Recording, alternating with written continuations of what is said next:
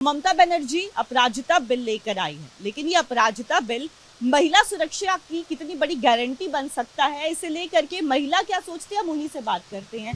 अपराजिता bill Mamata Banerjee की सरकार लेके आई है, क्या लग रहा है इस बिल के बाद महिलाओं को सुरक्षा मिल पाएगा और देश के अलग राज्यों में भी इसे लागू करना चाहिए?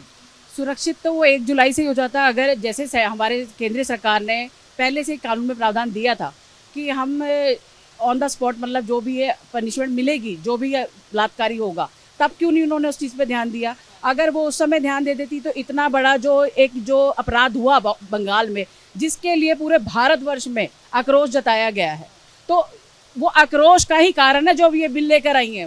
वो डर गई हैं, उनकी सत्ता इस कारण से वो भी महिलाएं हैं, एक तो उनको सोचना चाहिए, अगर उनके साथ नहीं तो किसी और के साथ, वो उनकी जिम्मेदारी नहीं है क्या? प्रधानमंत्री है वहाँ की, तो फिर उनकी जिम्मेदारी सबसे पहले बनती है इस चीज़ के लिए। तो ये बिल से उनकी लिपापोती नहीं हो सकती, उनकी सरकार की गलतियों की, खामियों की।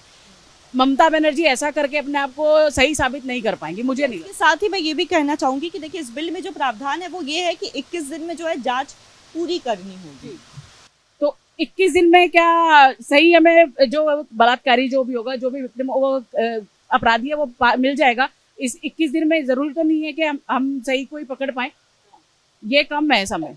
और वो जिस तरीके से चाह रही है कि तुरंत में एक्शन हो, तो ऐसे तो वो संभव नहीं होगा मेरे ख्याल से। तो जी, आप क्या सोच रही है इस बिल को लेकर के? अपराजिता बिल आया है, महिलाओं के हितों के लिए क्या लग रहा है, महिलाओं के हित के लिए वाकई में ये काम कर पाएगा, सुरक्षा की गारंटी दे पाएगा ये?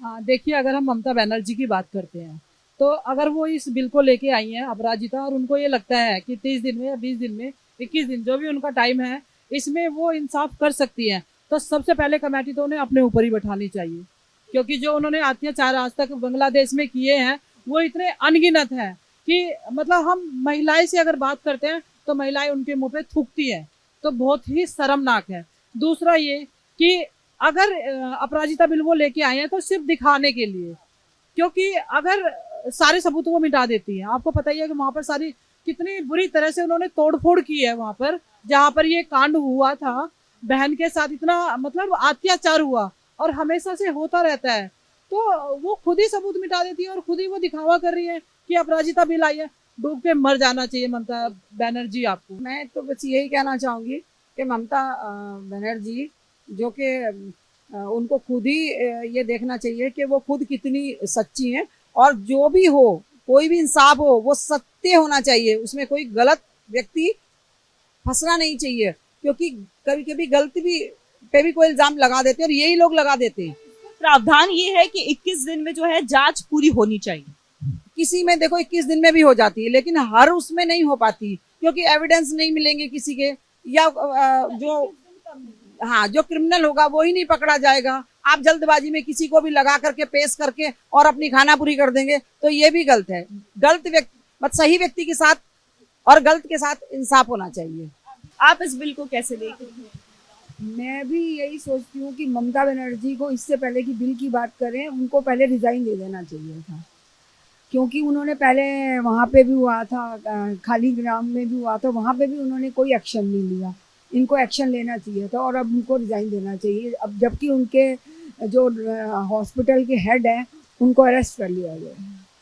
तो ममता बनर्जी को रिजाइन देना चाहिए। कुल मिलाकर के ये अपराजिता बिल महिला की सुरक्षा की गारंटी आप लोग को नहीं लगता हमें, कोई गारंटी नहीं है। जब ममता बनर्जी की कोई गारंटी नहीं है, वो अपने बचाव के लिए ऐसे बिल लेकर आ रही है, तो हम नहीं मानते कि इससे कोई महिला सुरक्षा हो पाएगी इस बिल से।